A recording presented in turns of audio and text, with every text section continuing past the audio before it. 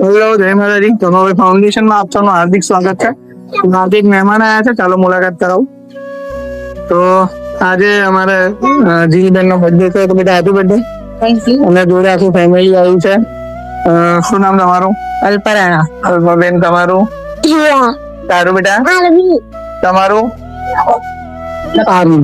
તમારું? તમારું?